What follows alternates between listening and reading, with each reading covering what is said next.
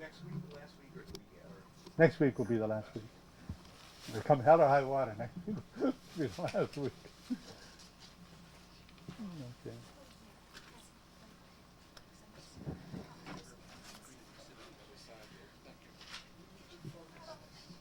Okay, thank you.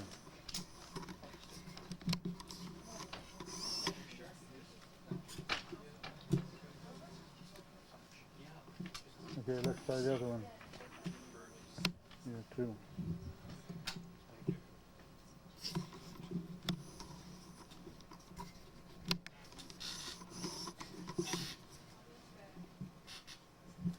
That's all right, isn't it? Okay. It's only fair. It's not focused as well. I don't think we can do much better.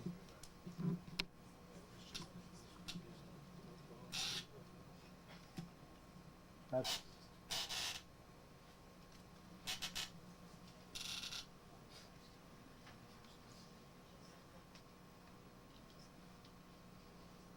sometimes the fonts are particularly small because otherwise you can't get the formulas on the line. Tilt it a bit lower, maybe. This. Yeah, this. Oh, yes. Because now it's all the same distance. No, it's all equally Uniformly. Is that all right? Should be the same. That's better. Hmm?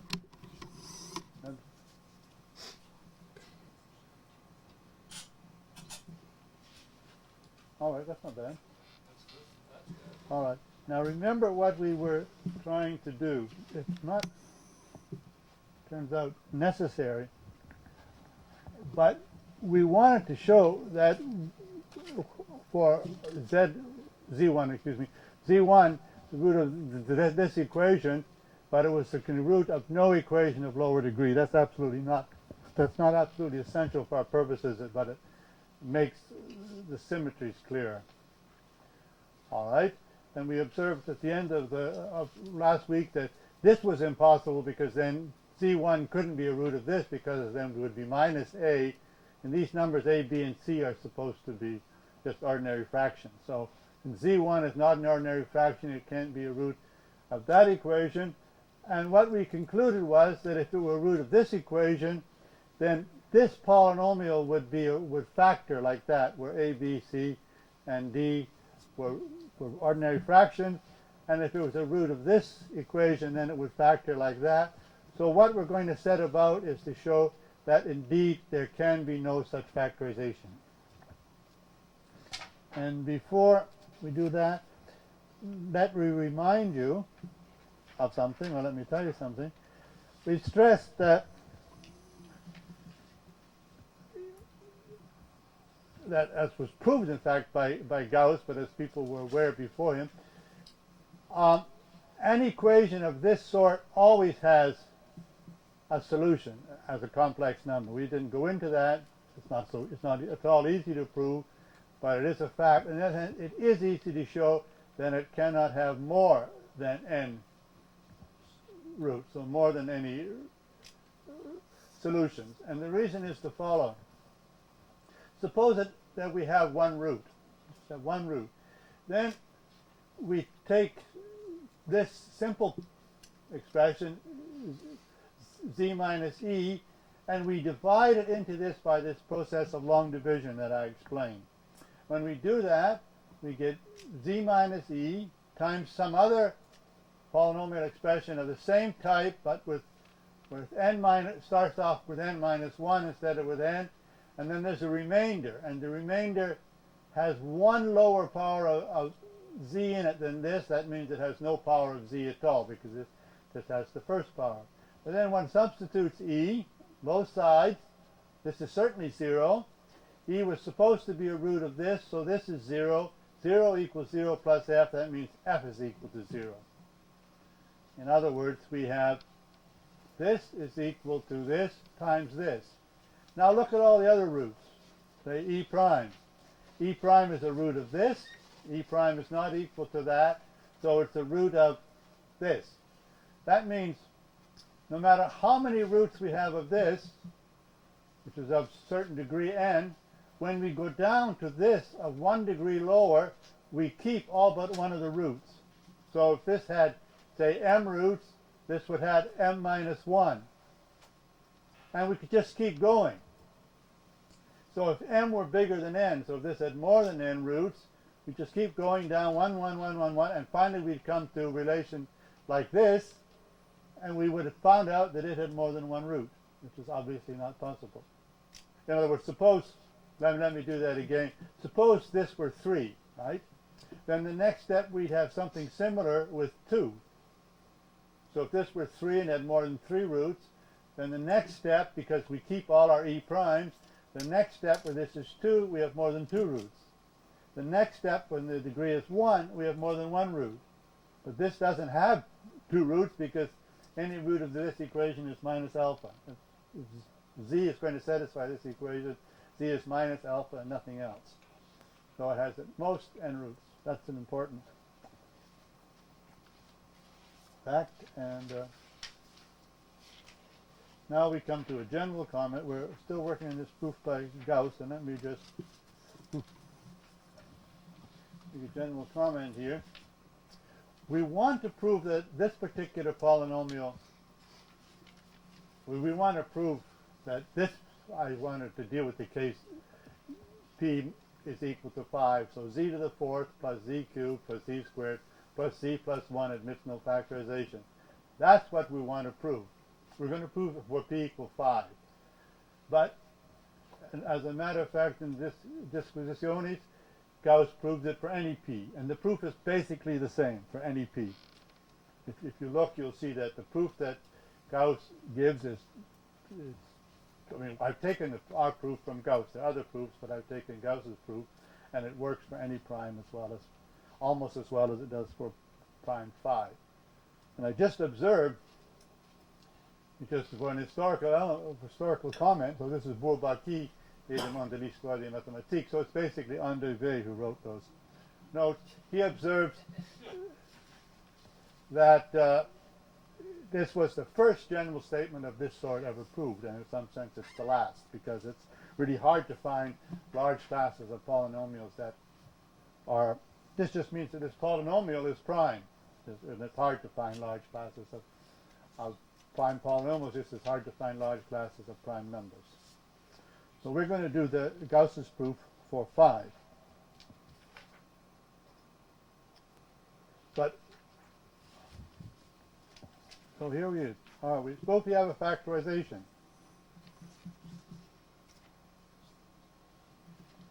We have one of there are 2 factorizations that were possible. Let me come back to the 2 possible factorizations. We're showing it has no factorization, and we agreed that if it had any, it would either have this factorization 4 or the factorization 5. Now 4 is no problem. Suppose we had a factorization 4. Now we know that we have 4 roots of this polynomial. We have C1, which was, you recall, cosine of 2 pi over 5 plus I sine 2 over 5. Z2, which was cosine 4 pi over 5 plus I sine 4 pi over 5. This was 6 pi over 5, and this was 8 pi over 5. So there are 4 of them. We have them all. There can't be more than 4, that's the point. But if we had this kind of factorization, then each of them would be either a root of this or of that. But none of them is a root of that, because none of them is equal to d, which is taken to be, a, b, and c are taken to be ordinary fractions, and none of z1, z2, and z3, and z4 are ordinary fractions. Indeed, they are complex. So all 4 of them would be a root of this first part. So that's 4 roots of something which is of degree 3. So that is is excluded. So that's out. It would be a root of this, because it can't be a root of that. So here's the real thing. Here's the thing that it's hard to show. And this is going to be some work. We have to think even to follow the proof. So we want to show that we can't have this in which A, B, C, and D are ordinary fractions. So this is about the hardest, this would be about the hardest thing we've had to show. Harder than some of the geometric proofs. Now, let me start in a way that's not so good. The first point to show that each of these numbers has to be, we're just supposing it's a fraction. We want to show that if this is the case, it has actually to be a whole number. So that if we write it in the form m over n, where we write it where n is positive and m and n are whole numbers. So for example, we would write, this is an ordinary fraction. We would always write it, by the way, as 1/10. We would always eliminate the common factor 3 from the numerator and denominator. So 1/10 and 1/10 we'd write as 1 over 2 times 5. So 2 is a prime number and 5 is a prime number. We take them apart. And what we would do, we want to prove this. We want to show that A, B, C, and D are whole numbers. That means that for each of them, this number that appears in the denominator is 1. A might be 3 over 1 or 7 over 1 or so on, but it's not 1 over something. It has no denominator. The denominator is 1. So if they're not all whole numbers, one of them has some prime number in its denominator. For example, if one of them was 1/10, then the prime number that would be in the denominator could be 5 or it could be 2. One of them has a denominator with a prime in it. So what we do is we write each of them with that same prime number and some exponent. Now sometimes that exponent could be 0, but it's not equal to 0 in the 4 cases. And we want to see what this does to it. And A1 and A2 are some whole numbers. And say this, you may want to, let's see which is, let's look at that one. It's the hard part.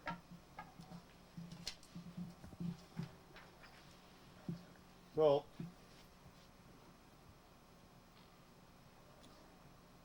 we're supposing they're not all whole numbers, and we're going to try to get ourselves into trouble. So one of these 4 is positive. For example,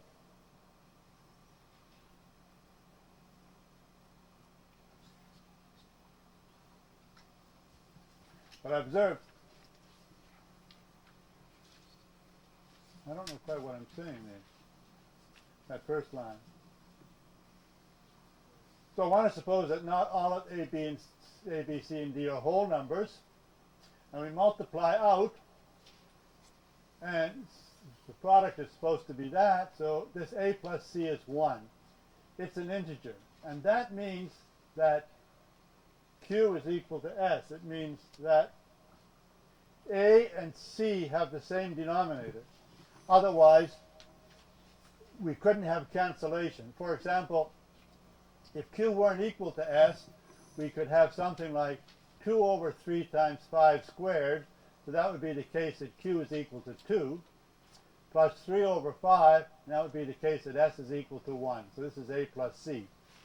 So what happens is, because there's a 5 squared here, when you put this over a common denominator, we have a 5 squared here. This becomes a 5 squared, and this becomes 3 times 5. And you will see that I made a mistake. I'm sorry about that.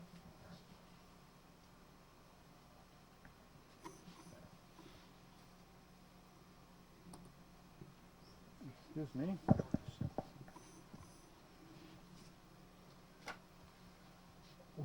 I see the mistake. I hope the rest of you see the mistake. So this looks to me as though it should be 9, huh? If I put it over a common denominator. I have a 3 here, and I put it over a common denominator. I've forgotten my 3. So it doesn't change the conclusion. So it's 2 plus 9 times 5, which strikes me 9 times 40, 47, huh? Same point. The point is that what happens when we put this all over a common denominator, we have a 5 up here. So this is something times 5 plus 2. And 2 isn't divisible by 5 because there's nothing common to the numerator and denominator here. So this is something times 5 plus 2. And something times 5 plus 2 is never divisible by 5. So we're not going to be able to cancel any of that, any power of 5 from the denominator. So what I'm saying is, if the 5 squared here is power of 5 here is bigger than the power of 5 here, then that big power of 5 remains in the sum when we put everything over a common denominator. And for example, that would mean that in order for the denominator somehow, for there to be some cancellation when we add a and c, the power that occurs for a has to be the same as the power that occurs for c. So we conclude that q equals s. That doesn't get us very far along, but it shows that there is something that can be said. Now we can next try to look at b plus ac plus d and see what we could do. But this line of argument quickly becomes confusing. It may be that it's already confusing. I somehow suspect it is. So the best thing to do is to follow Gauss. So we won't try to prove simply that if we have this equal to that, then because they're all integers here, they're all integers here, if they're ordinary fractions, we'll do it in general. We'll suppose that the product of something like this and something like this has integral coefficients, and also that all these numbers ai and bj are fractions. They're not some complicated kind of irrational number, then, because that makes things more, then it's not true. Then the conclusion is all of the numbers ai and bj are integers. So now we want to do it systematically. The same argument. So we find that some prime number, could be 5 for example, that divides the denominator. If they're not all whole numbers, then there's some prime that divides the denominator at least one of all those numbers, whatever it is. And then we write each ai as an integer over an integer times p to some power, and bj is an integer over an integer times p to some other power. Not all these ri's and sj's are necessarily positive, but at least one is, because we're assuming that not all the ai's and bj's are integral, and that p is one of the primes that divides at least one of the denominators. Okay, and the stress p doesn't divide ni, and it doesn't divide tj. So we're going to look at this process. Now, here's where we have to be very clever, and here's where we started going wrong. We look at the prime, the power of the prime that occurs in A1, the power of the prime that occurs in A2, power of the prime that occurs in A3, and so on. Well, those are just some powers. Could be first power here, second power here, then the first power, back to the first power, up to the third, down to the second, and so on. What we do, let me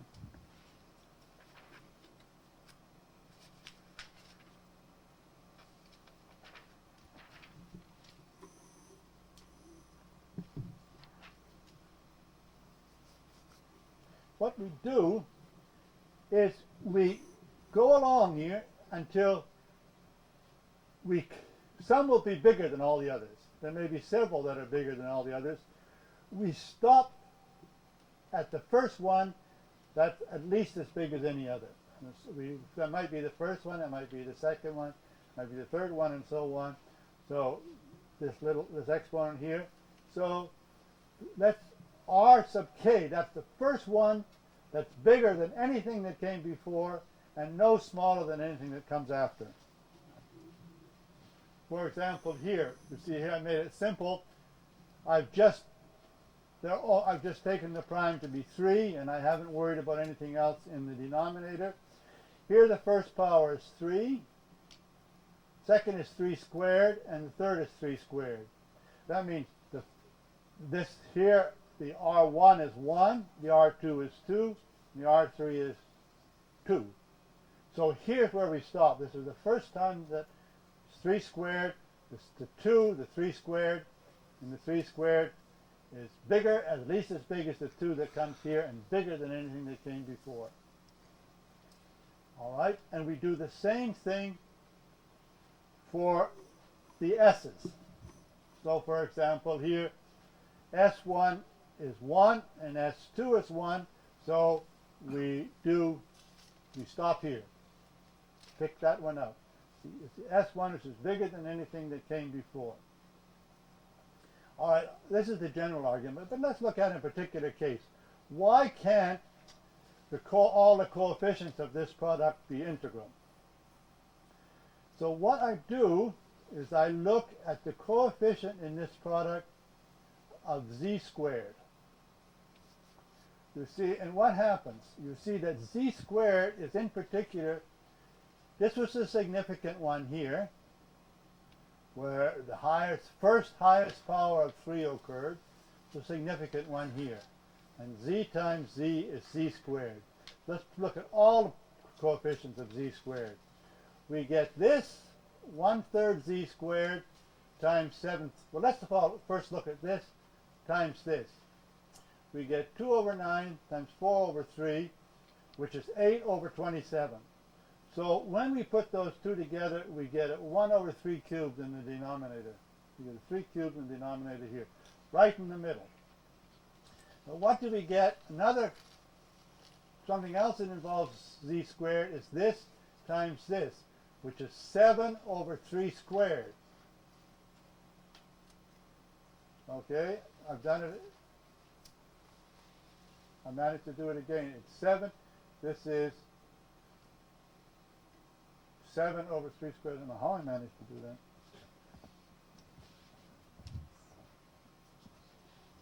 So this is 7 over 9. It doesn't matter. The point is that there's a 3 squared here, which is, and the 3 cubed here. So we're not going to get any cancellation, and I'll correct the rest in just a moment. And finally, we get 1/9 times 1. So that's 1/9, which is 1 over 3 squared.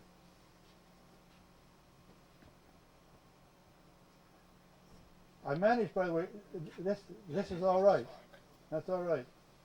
It's 8 over 20. So you see what's happening here. The denominator is 3 cubed, and here there's a 3 in the 21, which is 3 times 7. There's a 3 in the 3, it's 3 times 1, but there's no 3 in 8. So when we add them all together, we're going to get something that's not divisible by 3. And we get 32 over 27. So that will be the coefficient of z squared in this product, and it's certainly not integer. Certainly not a whole number. Now, as I said, we did this in a very clever way. We went out here until we got the first highest power of 3. It could have been any other prime, but there's no other prime available in this particular example. And here we went out until we got the first power of 3 that was the maximum, namely 3. And these few lines here just tell us to do that in general. It would probably not too instructive. You have this in your notes to try to deal with the notation here. But we just write out the general coefficient, which is this times this maybe, and this times this or something, or maybe more cross terms corresponding to a given power. So we take all products in which the exponent here plus the exponent here is equal to a given thing. This will give us several cross products, and we've just managed by a careful choice of the sum of the two to arrange it so that one particular one has a higher power of a prime in the denominator than anything else. So that won't cancel when we put, as we did here, everything over a common denominator. I don't know if there's anything more that can or should be said about that. The best thing is just the best thing if you want to test it is to work out some examples like this one, and so you'll just see it can never happen that all the coefficients are whole numbers if they're not all whole numbers here, and it's for exactly this reason that there's always, when you carefully select which power in the product you take, there'll always be one product of a coefficient here and a coefficient here, which has a higher power of some prime denominator of anything else. Type the graph polarity here on the Huh? second polynomial, the third term. The one with the B coefficient. Which, The third term, Zm, and then you go to the third term over there. You got mixed up. here, it's here? Yeah, Yeah. no, one more to your left. To the left. Oh, okay, so that's B, that's B2. 2 and the exponent should be n minus 2. N minus 2, right. Not only that, now when you look at it, that this, I have two SJs here that are not the same. Okay, so those two SJs are not equal. That's the disadvantages of doing these things with tech, right? You just go too fast, and this is the disadvantage of the modern word processing from mathematics. All right. But I think the example counts for more than in any case. Okay. Now we have to come to the final step. And so what I observe is, you see it here, remember what we want to show, I'm starting it.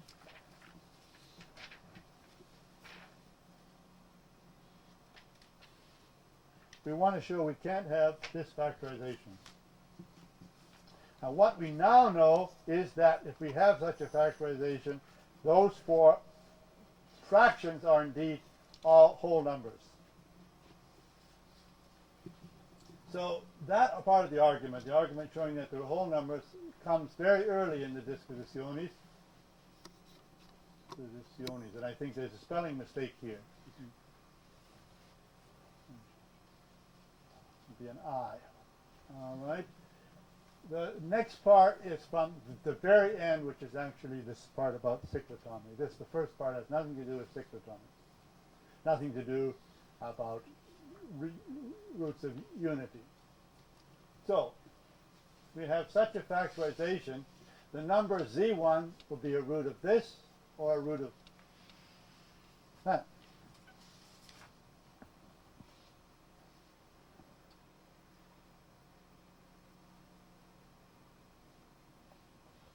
B squared plus cz plus d equals 2. So, since these are just four numbers, there's nothing particular about the order, we might as well assume that it's the root of the first. Then there's z2, z3, and z4. z4 will be the root of the same one because, remember, z4 is the complex conjugate of z1. So if I just take this equation with z1 in it and take the complex conjugate of everything, I still get the complex conjugate of 0, which is 0. So z4 will be the root of this, and then the other two, which are complex conjugates of each other, will be the root of the second one. So z1 and z2 are roots of this, and the other two, z3 and z4, are roots of that. So the first is, one would have to think about this just a little bit. This is equal to that. I should actually have not. I just wrote this down automatically. I shouldn't have done it. It may not be perfectly clear to everyone that if z1 and z4 are roots of this side, then I have this relation. The way you get it, if you want to prove it, is you take this, you say it's equal to z minus z1 times something, and this something can only be z minus z4 because z4 must make it 0. So it's z squared minus z1 plus z4 times z plus 1, and that's equal to z1 and z4 are both have this is equal to 2. This is cosine 2 pi over 5 plus I sine 2 pi over 5, and this is cosine 2 pi over 5 minus I sine 2 pi over 5. So when we add them up, the plus I times sine and the minus I times sine disappear and we're left with 2 times the cosine. And then we have plus 1 because z1 times z4 is 1. So we have this, and I write it 1 we know is the cosine squared plus the sine squared. So this is, I'll take the sine squared out, and this, if you take this and multiply it out, you get a z squared, you'll get the cosine squared, this times this, and the cross terms will give you z times cosine 2 pi over 5 twice. So this is a square plus a square. In the same way, this with z2 and z3 is exactly the same, except that we have 4 pi instead of 2 pi. Now, thus, if z is an ordinary number, if it's not complex and real, you don't have to know, you don't have to think too much about real, then this expression here is positive because it's a square plus a square. And this is an ordinary number. Z is an ordinary number. I don't know that this is really important, but I put it down. And if z is an integer, they're integers. Because z is an integer, this is now an integer, and this is an integer. The fact that we needed to know. So an integer squared plus product of 2 integers plus an integer to gain an integer, or a whole number. All right, now look at this. This times this is equal to this. That's a big Z. Put Z equal to 1, you get 1 plus 1 plus 1 plus 1 plus 1, which is 5. So when Z equals 1, this is 5. This is 1 plus A plus B, which is some integer, a positive integer according to this. This is 1 plus C plus D, which is an integer. So we have this plus this is equal to 5. Now, if one integer times another is equal to 5, then think about it a little bit. One of the two is equal to 1 and the other is equal to 5. That's the only way you can factor 5. It can't be, you can't factor 5 as 2 times 3. You can't factor it as 2 times 4. You can only factor it as 1 times 5. On the other hand, what if I add this number to this number? So I add z squared, and I'm going to take z equal 1. The first number added to the second.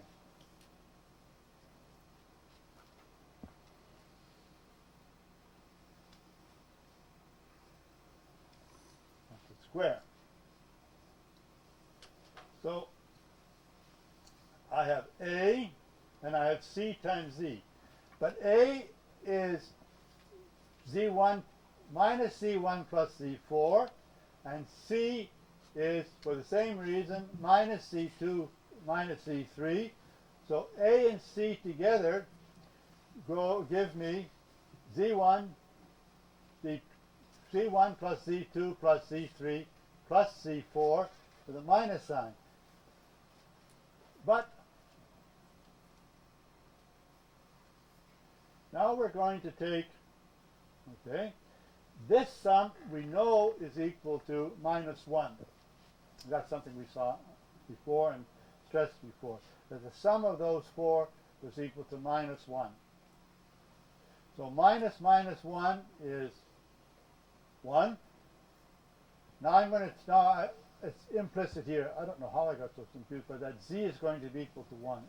So before it's equal to 1, so this is z squared plus z plus 2.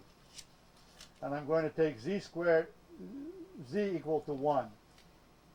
So that's z squared plus c, the 2z squared. I don't know how I did this.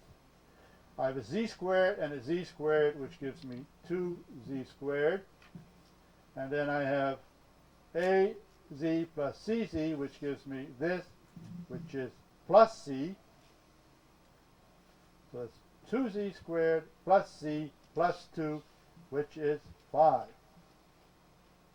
All right, now I bungled it.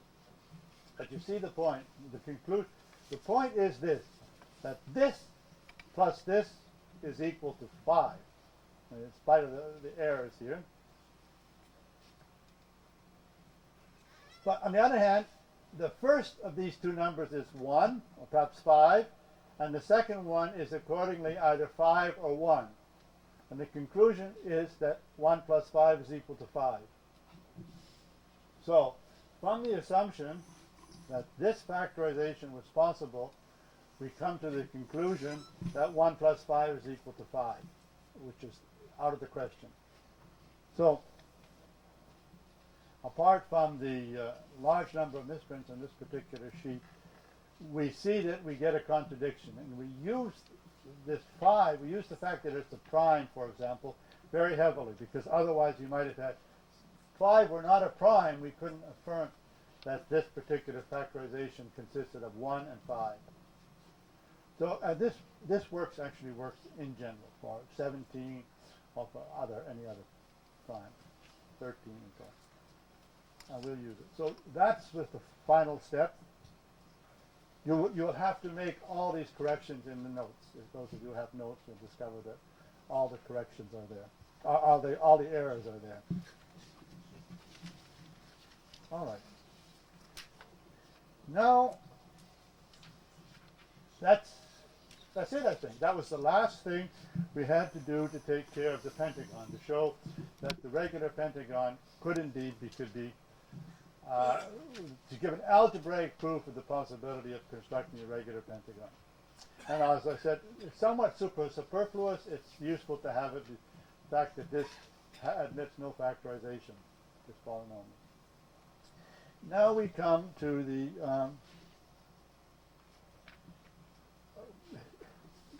let me come back again.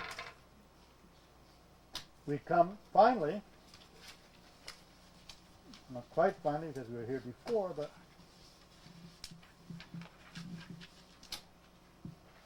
we come back to the 17-sided figure.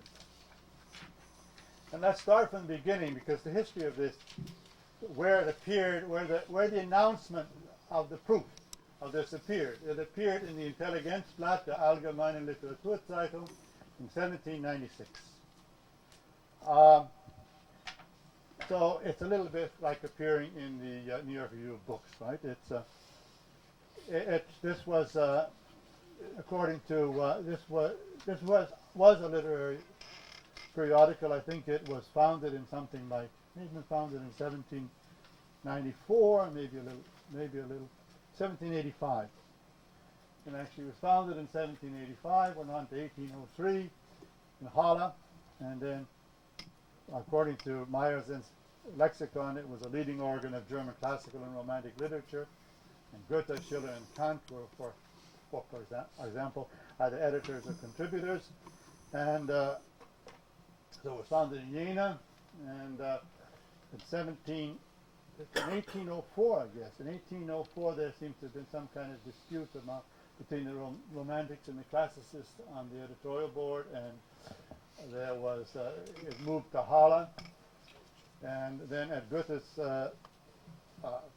suggestion, it was replaced by the Jenaische Allgemeine Literaturzeitung, which lasted for some time. So this was the first. This is the issue in which Gauss's announcement appears. You see, with the French Revolution is still going on at 1796.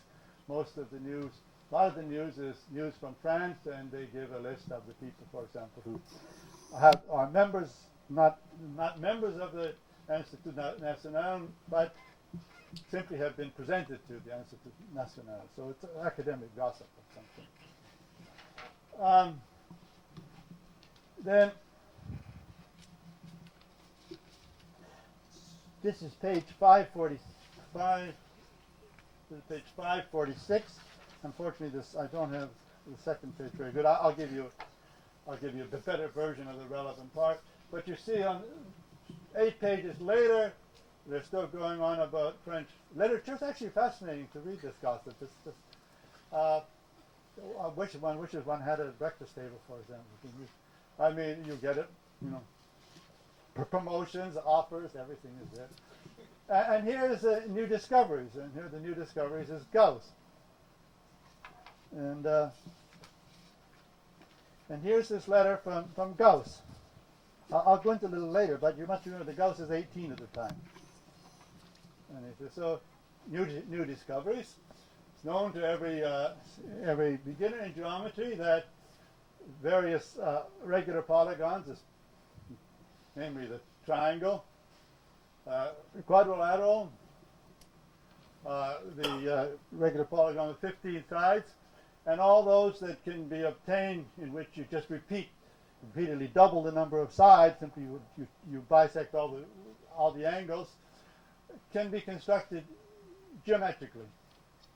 And when we were that far along already at the time of Euclid, and it appears who's Man doesn't apply to him, it applies to the others, that others apparently have convinced themselves that the domain of elementary geometry didn't go any farther than this. At least he doesn't know of any successful attempt its limits in this direction to extend its limits in these directions.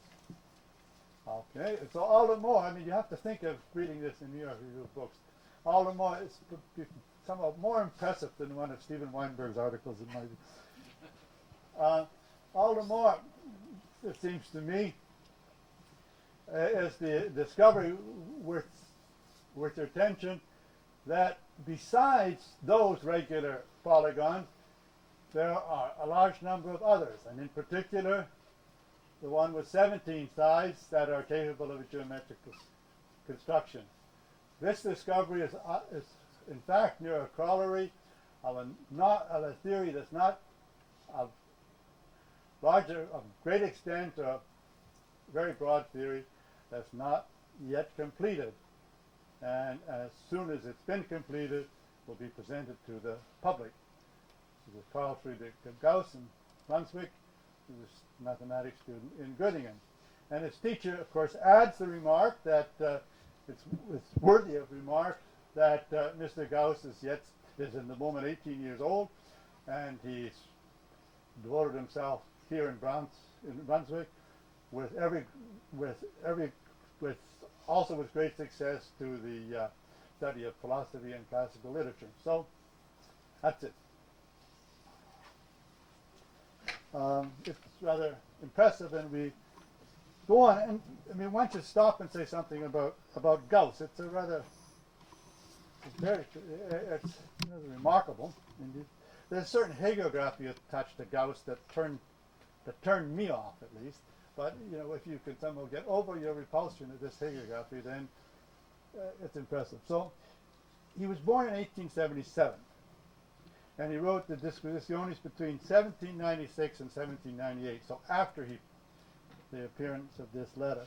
Now, so born 1877. 1777, thank you. And he wrote the Disquisitiones between 1796 and 1798. So between his 19th and 21st years. Didn't appear until 1801. It actually contains a great deal in the way both of theorems and theories. Let me just, although you won't get the names of each of them, let me just tell you what he did. So he proved something called the law of quadratic reciprocity, which is a statement that was already known. It's a very important statement. It's still it's a central, if you like, conjecture in 18th century mathematics, and it's a central mathematical theorem today, and he gave the first proof.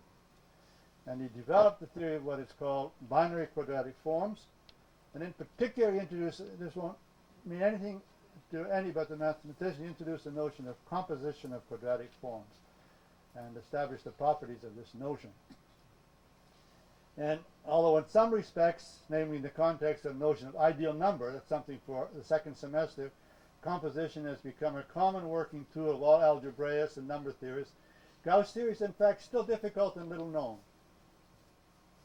The general theory of composition of quadratic forms in the form he gave it. It's different than the form that's traditionally taught today, and a little harder. It's best suited to computation. And the final part was what's called cyclotomic field, so the part we are discussing, namely the construction of the regular heptadecagon, but in general the beginnings of Galois theory. So Gauss presumably knew more than he included in the book, but he published very little more on the subject. His thesis then in 1799 was on an altogether different topic. It established, although there were antecedents for the first time that every polynomial equation does have a root. He didn't express it in that form, but that's what he meant, and that's the proof. So in all these things, what he did is clear. There's no ambiguity about it. It's there. He was very young. His thesis was submitted. The book was published, and so on. And one knows what other people did in the domain before him. Now, but in addition, he appears to have occupied himself as a very young man, even as an adolescent, with other important problems and observations. For example, with the nature of geometry, in which the parallel axiom of Euclid is not satisfied, and with something called the arithmetic geometric mean, which is in some sense both an elementary and an advanced topic. And here the evidence is a little bit different. It consists of Gauss's recollections as a somewhat saturnine older man, so that it appears to be difficult to disentangle what he himself discovered later, what he learned from other authors as an adolescent, and he was an extremely well-read adolescent, and well as what he learned from others later, to disentangle all that from what he in fact had discovered as a young man. Clearly he came across these things as a young man, but he may not have known quite so much at 16 or 15 as he 30 or 40 years later thought when recollecting it. So one could certainly spend a lot of time with Gauss's collected works and with his correspondence reflecting on these matters. Now, some of you know, you don't all know, that one extremely useful reference is a diary that Gauss kept between 1796 and 1814 with 146 entries. And these record, to a large extent, his principal discoveries. Okay, the lemniscate function, and then I want to come back to this. I hope I remember to bring it along. Oh, yeah. I want to come back eventually to this remark. It's from the Disquisitiones from last time, which refers, I think, to... I'm going to say a little bit about that today. That's the lemniscate function. Okay, the lemniscate function, to which, as I noticed, Gauss alludes in the first lines of chapter 7 of the Disquisitiones, appears several times. Now, I was asked, and this is always predictable, if someone asks you to elaborate on a certain point, he will not be here to listen to your elaboration. But nonetheless, the digression is worth it, so I'm going to elaborate. I think it's well worthwhile.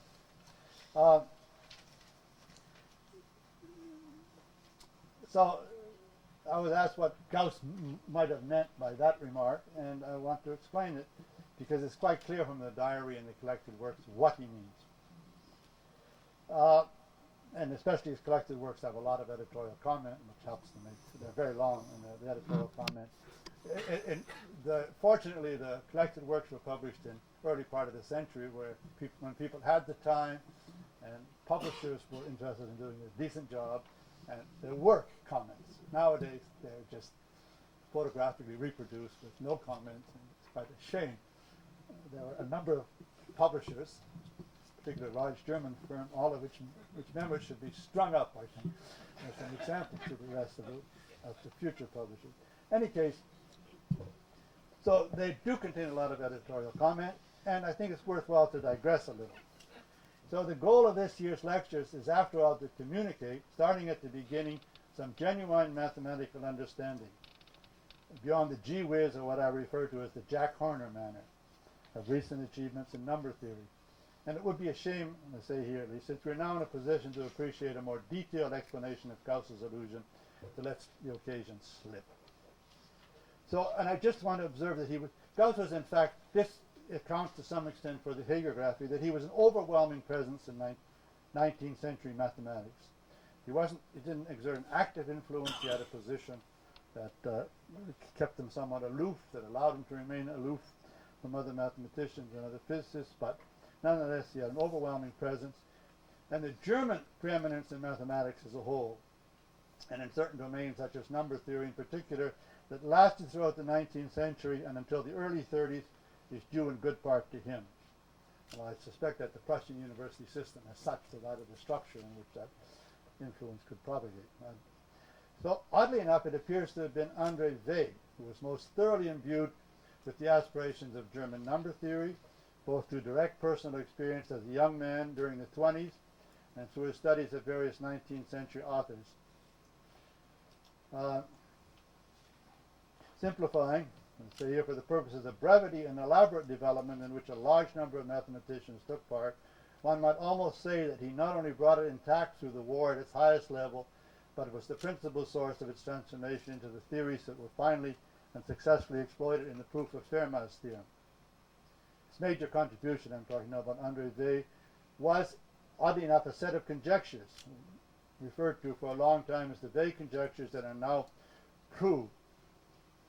He is, in various comments to his papers, it's fun to read Andre Weil's comments to his collected papers. He wrote very well, and his comments are extremely interesting. But it's quite explicit about the relation of these conjectures to Gauss and the lemniscate, less in the comments in this case than in a paper, a couple of lectures he gave, 2 lectures. The lectures are published in his collected works. There are 2 lectures on number theory, past and present. It's a good essay you might want to look at. So this essay, or one paragraph of this essay, begins, in 1947 in Chicago, I felt bored and depressed, and not knowing what to do, I started reading Gauss's 2 memoirs on biquadratic residues, which I had never read before, and then there are a few other phrases and sentences, and then this led me in turn to some conjectures. So that's, and all right. A few lines later, they draws attention to the very last entry in Gauss's diary, an entry to which we shall come in a moment. But now I want to take this digression to explain a little bit about the lemniscate. Oops, you won't do that, right?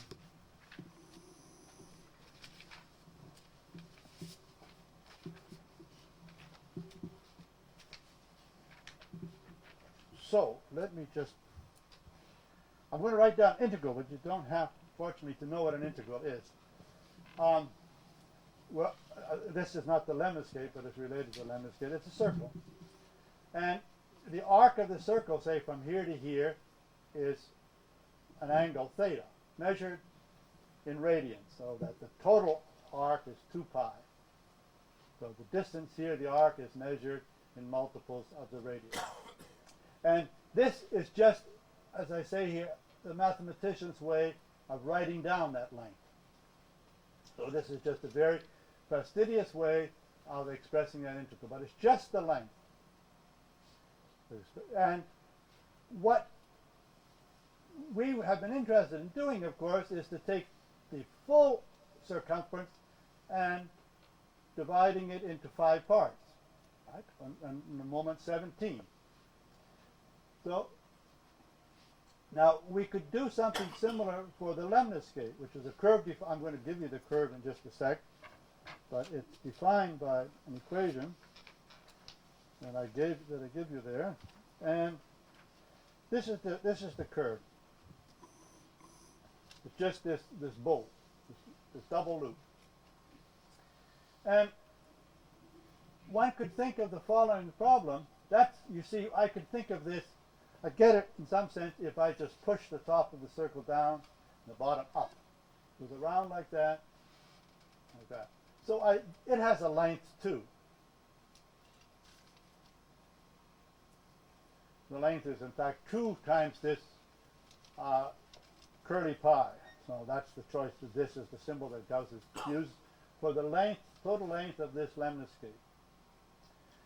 And he's interested, and this is a mathematician's way of writing the length on that lemniscate, starting from here and going to some point.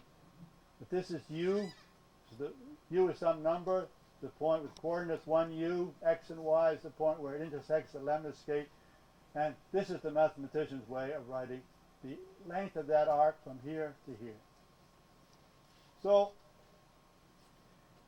we could be concerned with the problem of dividing that arc up into three arcs, that total curve up into 3 arcs of equal length, or 5 arcs of equal length, 17 arcs of equal length, or whatever. We can think of exactly the same problem for this particular curve as we can for the circle. Now observe here that this expression, this y that appears here, is called the sine of theta, if this is the angle theta. This just means that I'm interested in this angle theta in radians, and y is equal to the sine of theta. And we have something similar here. If we go to this point, and this arc length is theta, then we think of u as being determined by theta, and sometimes you write it, Gauss would write it as the sinus limnus scatus or something like that. All right, so that's that. So we can think of all the problems that we've thought of here for the circle, or we're thinking of, namely dividing it into 3 equal parts or 5 equal parts and so on, we could think of for the lemma state. Now, Gauss did, and I should say he wasn't alone, he did. So in an entry in his diary for March 19, 1797, so he would be 20, Gauss notes that this leads to an equation in U. The equation, we will get an equation for U. Now, of course, if we know U, then we know at the same time X and Y, so not enough to know U. So it leads for an equation for U of degree m squared.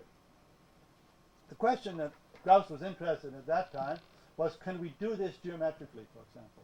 Can we affect this division into 5 points geometrically? Can we, with a circle, we can't divide it into seven parts of equal length geometrically, but we can divide it into 5 parts. Something similar true for the lemniscate. Now, Gauss notes that, for example, if you're interested in dividing it into 5 equal parts, you have an equation of degree 25. So 25 is 5 squared. Whereas for the circle, you had an equation of degree 5 with 1 trivial root that corresponding to the starting point. So here we have an equation of degree 25 with 1 trivial root corresponding to the starting point. So there are only 24. But 24 is a lot bigger than 4. There are a lot of roots that you don't want in that equation. All right, so he observed this. He observed this on April the 15th. But, I got to help this one. No, on March the 19th, he observes, March the 19th, 1797, he observes that in his diary, there's one of the entries that it leads to an equation of degree, say, m squared in general, for 25 for 5, 9 for 3, 17 squared for 17, and so on. And in a later entry, he indicates the problem of separating the real roots, namely the ones you really want. In the case of 5, they're only when divided into 5 parts. That means there are 4 points besides this one to be discovered. From the 24, so that's a problem. But an entry which I says here, dated March the 21st, what he observes is that, say, the case of 5, and especially in the case of 5, that these 4 points can be constructed with ruler and compass. So if you lemniscate geometrica in tanka partis dividito, something along those lines. So that's the kind of thing he meant, and those are his diary entries. So actually, I have it here. So that's the diary entry as such. I hope those dates are all right that I didn't. Now we'll come back to what the young Norwegian mathematician did.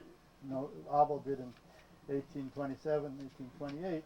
But let me just give you, to show you that Gauss was serious, that he did think about these things, some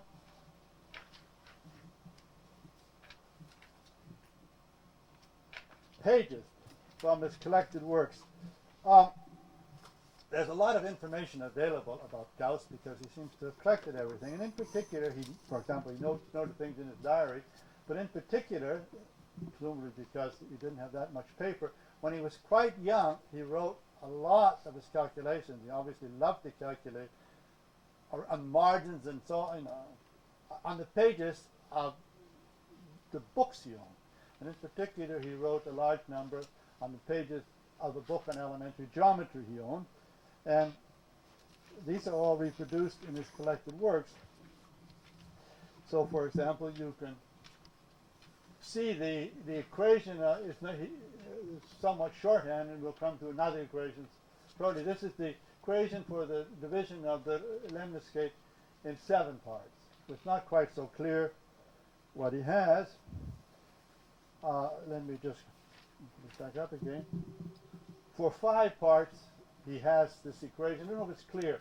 This is something of degree 16. This is something of degree 8 over here. So to get the equation, you have to bring this up here. That's not the way to do it. You have to clear the denominators, and you'll have an 8 here and a 16 here, which adds up to 24, and this times this. So you see, he worked out these equations, which are quite complicated. And if you look at it, these are some calculations. I haven't checked. These are calculations relating to what happens when you cross multiply on that. So all of these are from the things he noted in his in various parts of this Leicester, which was an elementary text on geometry. So he was serious. He did the calculations. And that's the kind of thing that he has in mind in that remark. We've lost that remark somehow.